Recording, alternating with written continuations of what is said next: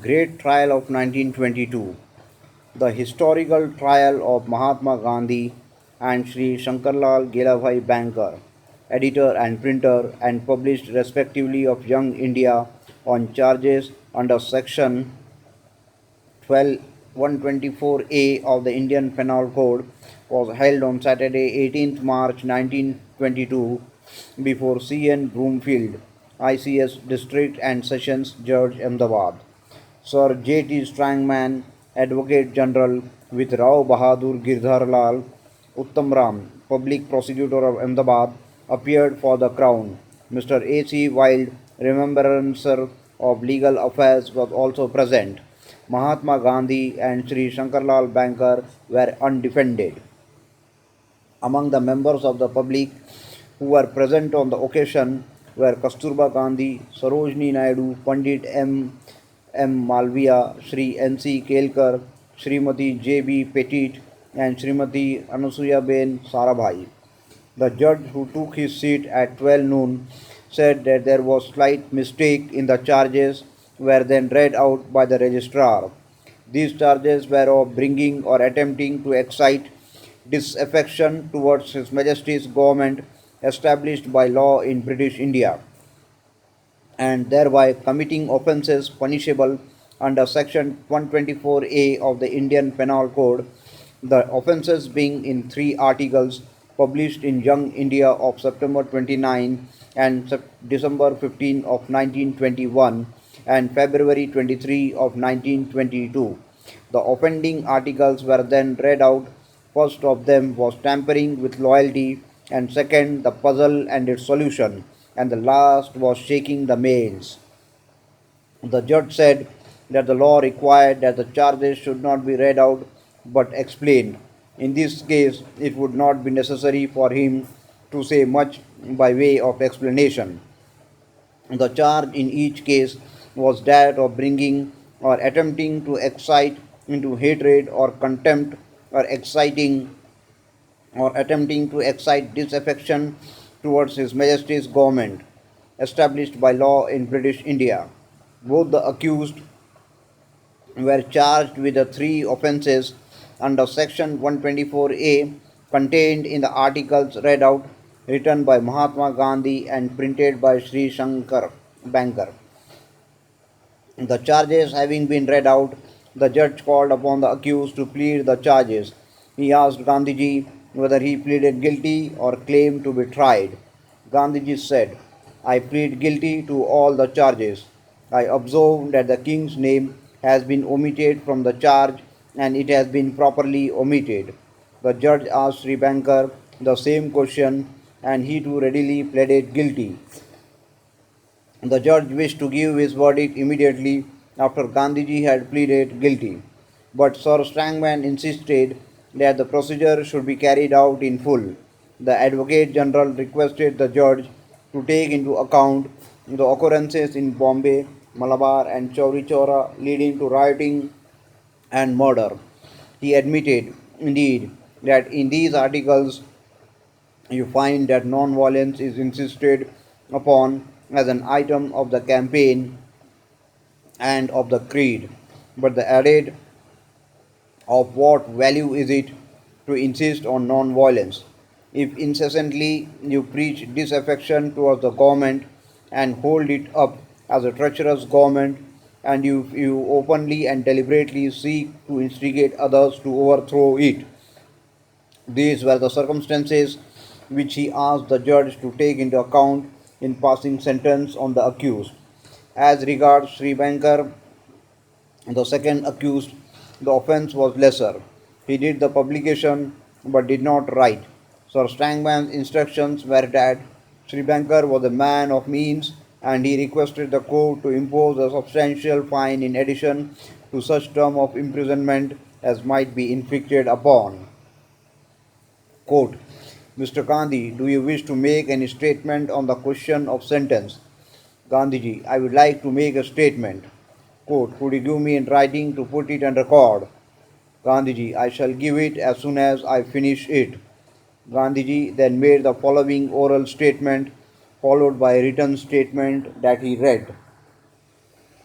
Before I read this statement, I would like to state that I entirely endorse the learned Advocate General's remarks in connection with my humble self.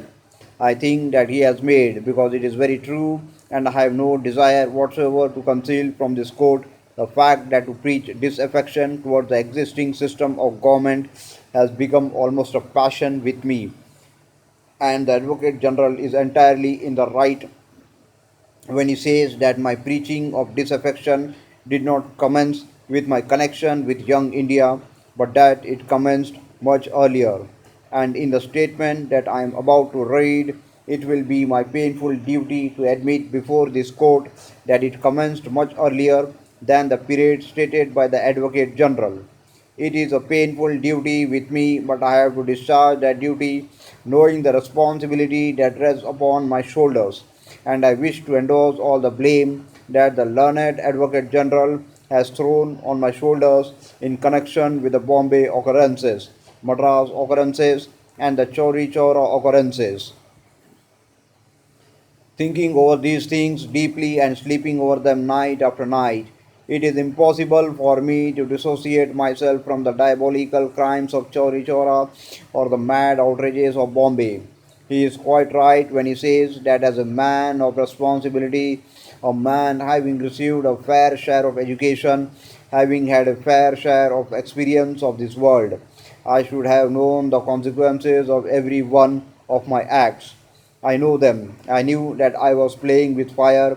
I ran the risk that if I was set free, I would still do the same. I have felt in this morning that I would have failed in my duty if I did not say what I said here just now. I wanted to avoid violence. Non violence is the first article of my faith. It is also the last article of my creed. But I had to make my choice. I had either to submit to a system which I considered had done an irreparable harm to my country, or incur the risk of the mad fury of my people bursting forth when they understood the truth from my lips. I know that my people have sometimes gone mad. I am deeply sorry for it, and I am, therefore, here to submit not to a light penalty, but to the highest penalty. I do not ask for mercy. I do not plead any extenuating act. I am here, therefore, to invite and cheerfully submit to the highest penalty that can be inflicted upon me for what in law is a deliberate crime and what appears to me to be the highest duty of a citizen. The only course open to you, the judge, is, as I am going to say in my statement, either to resign your post or inflict on me the severest penalty if you believe that the system and law you are assisting to administer are good for the people. I do not accept that kind of conversion. But by the time I have finished with my statement, you will have a glimpse of what is raging within my breast to run this maddest race which a sane man can run. He then read out the written statement. I owe it perhaps to the Indian public and to the public in England, to placate which this prosecution is mainly taken up, that I should explain why from a staunch loyalist and cooperator I have become an uncompromising disaffectionist and non-cooperator. To the court too I should say why I plead guilty to the charge of promoting disaffection towards the government established by in law in India. My public life began in 1893 in South Africa in troubled weather. My first contact with British authority in that country was not of a happy character. I discovered that as a man and an Indian I had no rights. More correctly, I discovered that I had no rights as a man because I was an Indian. But I was not baffled. I thought that this treatment of Indians was an excrescence upon a system that was intrinsically and mainly good. I gave the government my voluntary and hearty cooperation, criticizing it freely where I felt it was faulty but never wishing its destruction. Consequently, when the existence of the empire was threatened in 1899 by the Boer Challenge, I offered my services to it, raised a volunteer ambulance corps, and served at several actions that took place for the relief of Lady Smith. Similarly, in 1906, at the time of the Zulu revolt, I raised a stretcher bearer party and served till the end of the rebellion. On both the occasions, I received medals and was even mentioned in dispatches.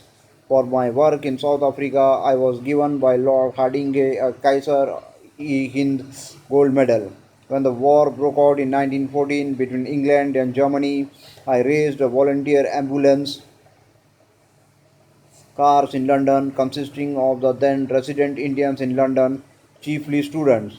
Its work was acknowledged by the authorities to the valuable.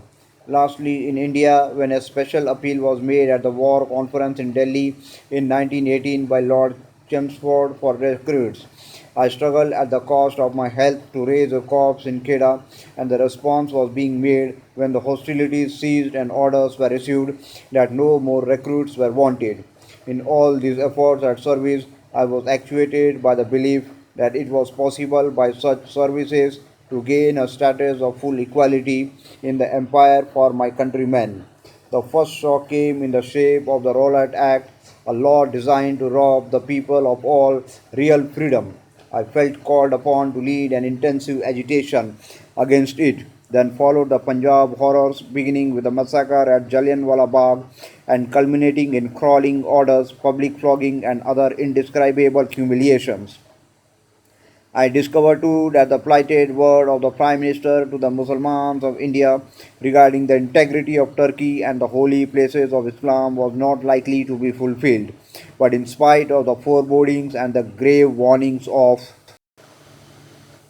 friends at the Amritsar Congress in 1919, I fought for cooperation and working of the Montagu Chelmsford reforms, hoping that the Prime Minister would redeem his promise to the Indian Muslims that the Punjab would be healed and that the reforms, inadequate and unsatisfactory though they were, marked a new era of hope in the life of India. But all that hope was shattered.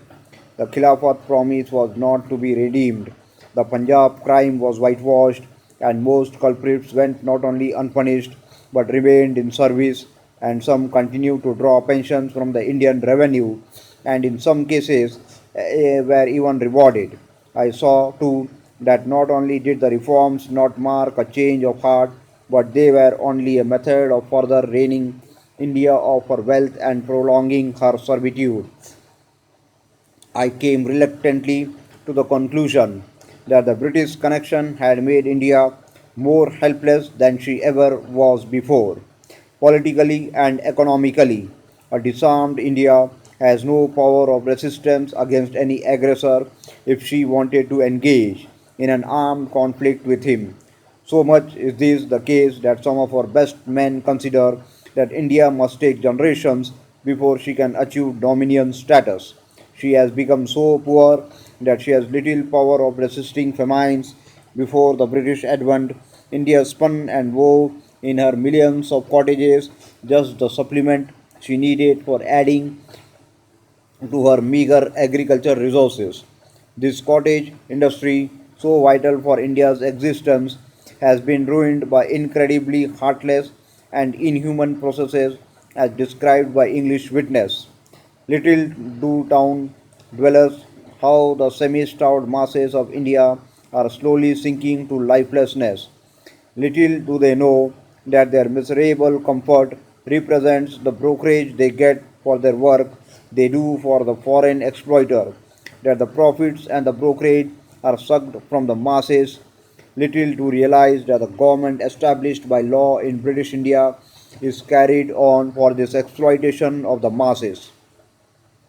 No sophistry, no jugglery in figures can explain away the evidence that the skeletons in many villages present to the naked eye.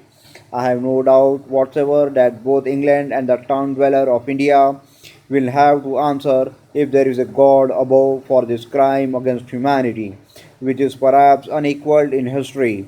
The law itself in this country has been used to serve the foreign exploiter. My unbiased examination of the Punjab martial law cases led me to believe that at least 95% of convictions were wholly bad. My experience of political cases in India leads me to the conclusion in 9 out of every 10 the condemned men were totally innocent. Their crime consisted in the love of their country. In 99 cases out of 100, justice has been denied to Indians as against Europeans in the courts of India. This is not an exaggerated picture.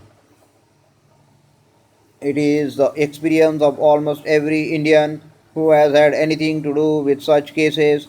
In my opinion, the administration of the law is thus prostituted consciously or unconsciously for the benefit of the exploiter.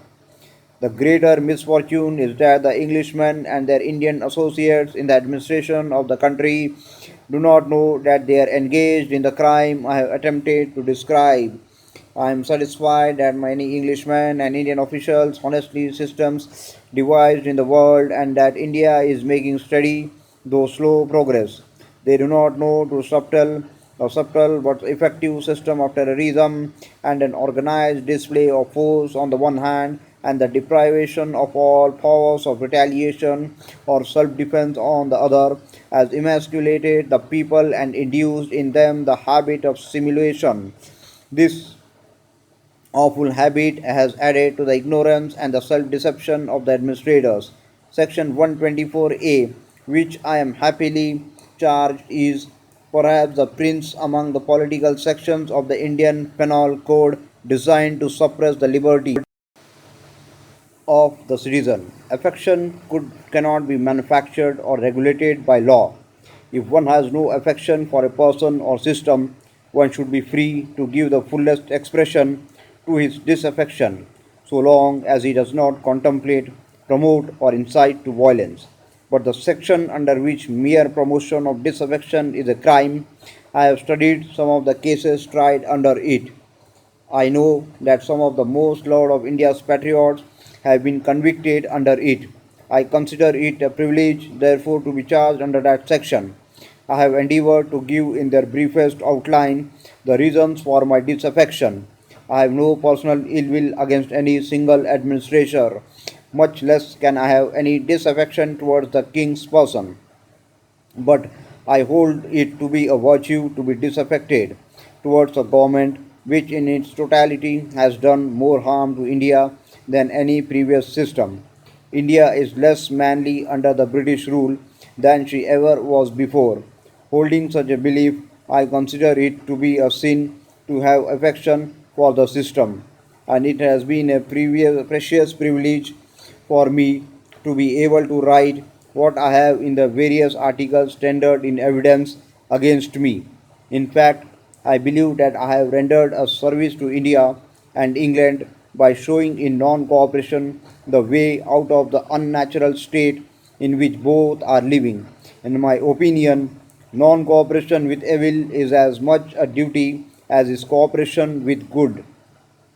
But in the past, non cooperation has been deliberately expressed in violence to the evildoer. I am endeavoring to show to my countrymen that violent non cooperation only multiples evil, and that as evil can only be sustained by violence, withdrawal of support of evil requires complete abstention from violence. Non violence implies voluntary submission to the penalty for non cooperation with evil. I am here, therefore, to invite and submit cheerfully to the highest penalty that can be inflicted upon me for what in law is deliberate crime and what appears to me to be the highest duty of a citizen. The only course open to you, the judge and the assessors, is either to resign your post and thus dissociate yourself from evil if you feel that the law you are called upon to administer is an evil and that in reality I am innocent, or to inflict on me the severest penalty. If you believe that the system and the law you are assisting to administer are good for the people of this country and that my activity is therefore injurious to the common weal,